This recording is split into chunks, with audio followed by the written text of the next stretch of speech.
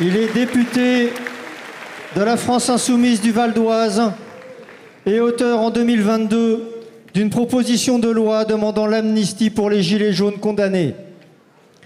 Spécialiste des questions internationales, il est co-auteur du programme international de la France Insoumise pour la campagne présidentielle de 2017, puis de 2022. Il accompagne régulièrement Jean-Luc Mélenchon dans ses déplacements à l'international. La parole est à Arnaud Le Gall.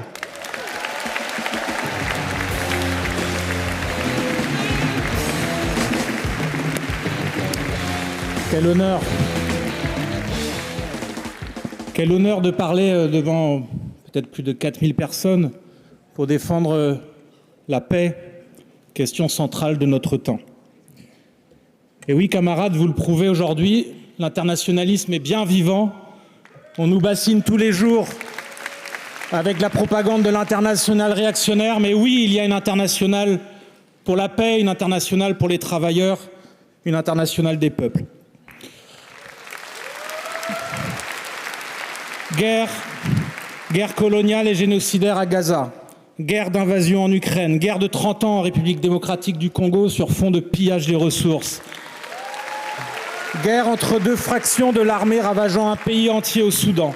La liste serait trop longue des 61 conflits recensés dans le monde. Un record depuis la Seconde Guerre mondiale. La menace d'un conflit entre grandes puissances nucléarisées revient en force.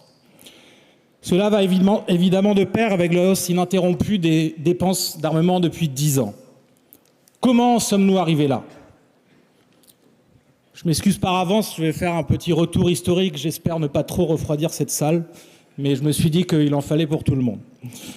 Dans l'idéologie dominante, l'explication est simple. Les régimes autoritaires, russes et chinois, et tout un ensemble d'acteurs non étatiques, non occidentaux, plus ou moins barbares, se rémuent par la détestation de nos valeurs et du monde libre. Dès lors, de l'Ukraine au Proche-Orient, l'enjeu serait de combattre la barbarie, quoi qu'il en coûte. Peu importe si au passage, les dirigeants occidentaux laissent Israël commettre à Gaza le premier génocide du XXIe siècle au nom de la défense de la démocratie. Les complices du génocide méprisent les initiatives symboliques visant à venir en aide aux Palestiniens de Gaza. Mais ce qu'ils ne voient pas, c'est que même si les flottilles n'arrivent pas à destination, le message qu'elles envoient est fondamental. Nous ne sommes pas complices du génocide. À cet instant, nos pensées vont vers le peuple de Gaza et vers les militants de la flottille emprisonnés par Israël. Parmi eux, des parlementaires de la France Insoumise notamment. Honte au gouvernement français qui ne fait rien pour les défendre. Quand d'autres ont d'ores et déjà œuvré à leur libération. Honte aux complices du génocide. Comment en sommes-nous arrivés là ?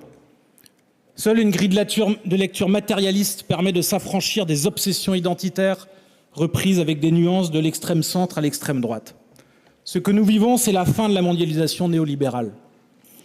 La fin d'un capitalisme caractérisé par le libre-échange et une financiarisation en dollars qui avait permis, depuis la fin de la convertibilité du dollar en or, la relance de l'hégémonie de l'empire états-unien.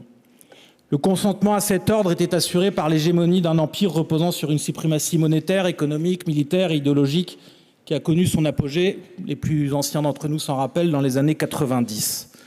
Le gendarme autoproclamé d'un monde soi-disant unipolaire a vendu le mantra absurde de la fin de l'histoire. L'idée selon laquelle la démocratie libérale et l'économie de marché s'imposaient au monde entier de manière automatique et avec elle la paix. Alors évidemment, il ne vous aura pas échappé que cette mondialisation soi-disant heureuse, elle a d'abord été une guerre sociale. Résumé en un chiffre, de 1980 à 2022, la part des salaires dans la valeur ajoutée est passée de 63 à 52% dans les pays dits développés et de 62 à 49 dans les pays dits en développement. Ça s'appelle une guerre de classe.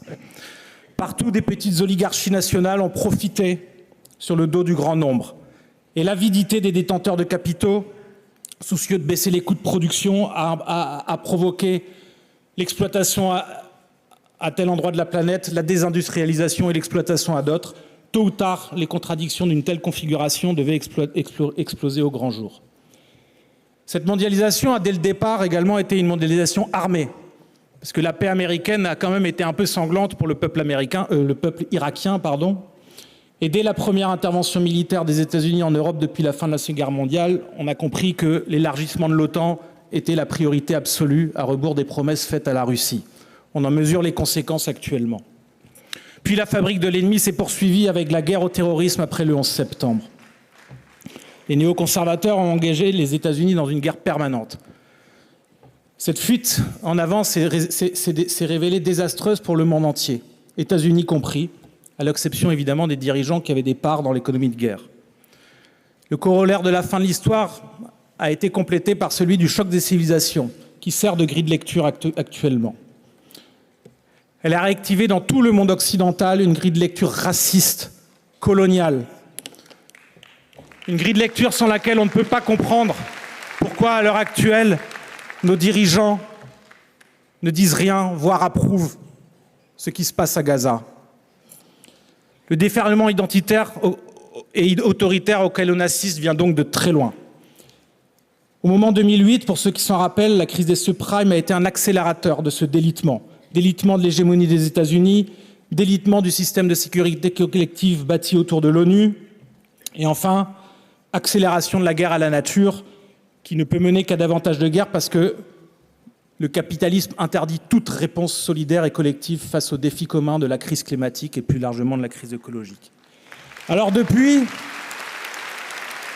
de la pandémie à la guerre d'Ukraine, qui elle-même découle de certaines limites du capitalisme russe, à la guerre coloniale et génocidaire d'Israël à Gaza, ces dynamiques ne font que s'exacerber.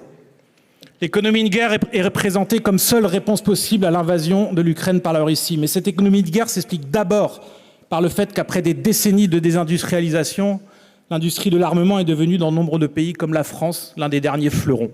Aux États-Unis, le complexe militaro-industriel est l'un des derniers secteurs susceptibles d'entraîner l'économie. Cette économie de guerre s'inscrit donc dans une nouvelle forme de capitalisme. Je n'ai aucune nostalgie pour l'ancienne forme, mais la nouvelle forme est encore pire parce qu'elle repose sur la guerre, sur un impérialisme à l'état pur, c'est-à-dire où on fait même plus semblant de respecter les formes de la souveraineté. Quand Donald Trump dit « le Groenland est à moi », quand il dit « j'aiderai l'Ukraine si elle me donne ses ressources », quand il propose au Congo de faire la paix du moment qu'il peut continuer à piller les ressources, c'est un impérialisme à l'état pur. Et la situation est d'autant plus dangereuse qu'après avoir perdu leur suprématie économique, les États-Unis voient leur domination monétaire contestée par les BRICS. Il ne leur reste donc pour un temps indéterminé que leur suprématie militaire. Enfin, la vision identitaire et raciste du monde est débridée depuis le début de la guerre génocidaire à Gaza, je l'ai dit, dont le corollaire est la chasse aux islamo-gauchistes et leurs complices woke. Propos évidemment qui relève d'un fatras qui ne renvoie à aucune réalité concrète, mais qui vise à toujours créer des ennemis intérieurs, chaque jour, des nouveaux ennemis intérieurs. C'est une caractéristique simple du fascisme. Oui, la paix, tant civile qu'internationale, est donc l'urgence de notre temps. C'est pourquoi, à la France Insoumise, nous avons fait l'axe majeur de notre combat. Depuis des années, nous portons ce que nous appelons, nous, une diplomatie altermondialiste et non alignée au service de la paix. Elle repose sur quelques fondamentaux. D'abord, défendre la paix suppose de rappeler que toutes les vies se valent. C'est la base. Par-delà les différences de régime politique, de religion, de couleur, l'établissement et le respect de règles communes fondent notre commune humanité.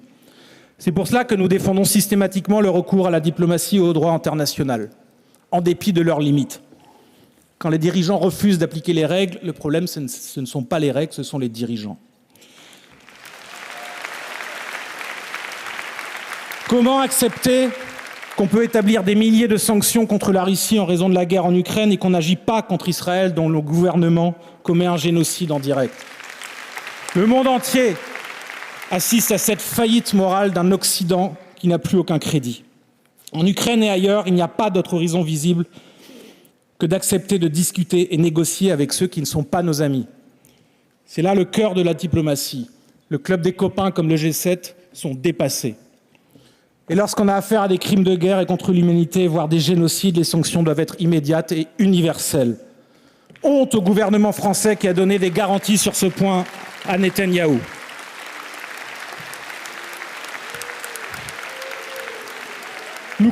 Nous continuerons donc à prôner un règlement diplomatique de la guerre en Ukraine, car il n'y a pas d'issue militaire possible et acceptable à cette guerre.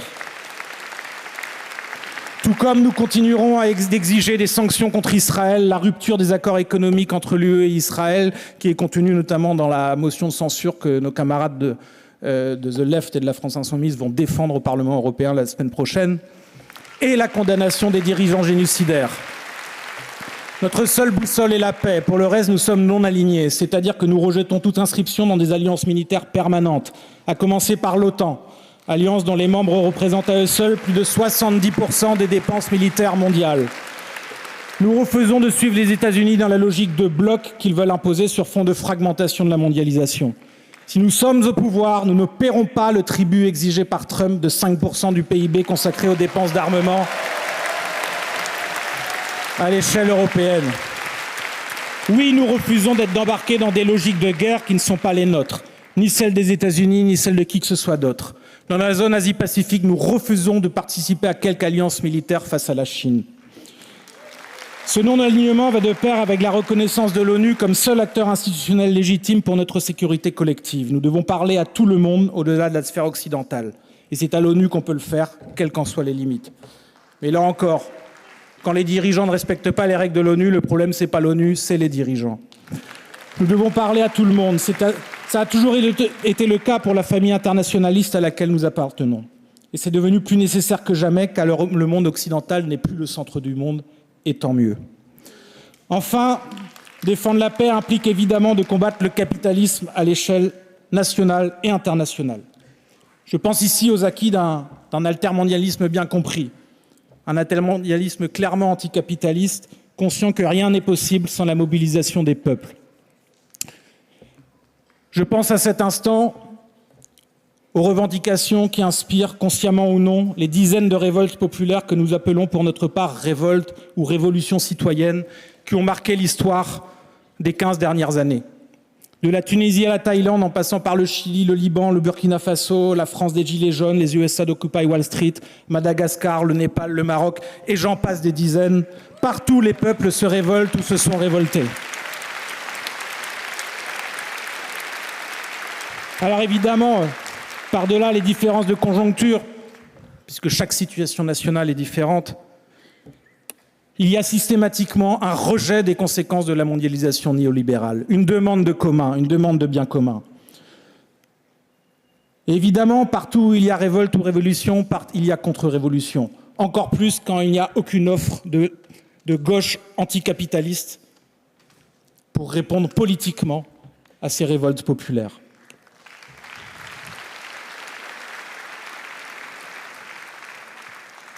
Partout, le capital préfère la solution fasciste, identitaire, aux revendications populaires et anticapitalistes. Mais nous devons continuer à l'affirmer sans cesse. La paix implique de combattre les inégalités et les privilèges des classes possédantes, d'étendre en permanence et méthodiquement la sphère des biens communs en dépend de la sphère marchande, de défendre méthodiquement les droits des travailleurs. Nous ne le découvrons pas. C'était déjà le slogan de l'Organisation internationale du travail, fondée après la Seconde Guerre mondiale, et dans lesquels il y avait quelques restes de la grande internationale, et c'était déjà pas si mal. Nous en sommes à ce moment de l'histoire, toujours et encore, et nous avons le devoir de mener cette lutte sans rien céder face aux ennemis de la paix. Je vous remercie.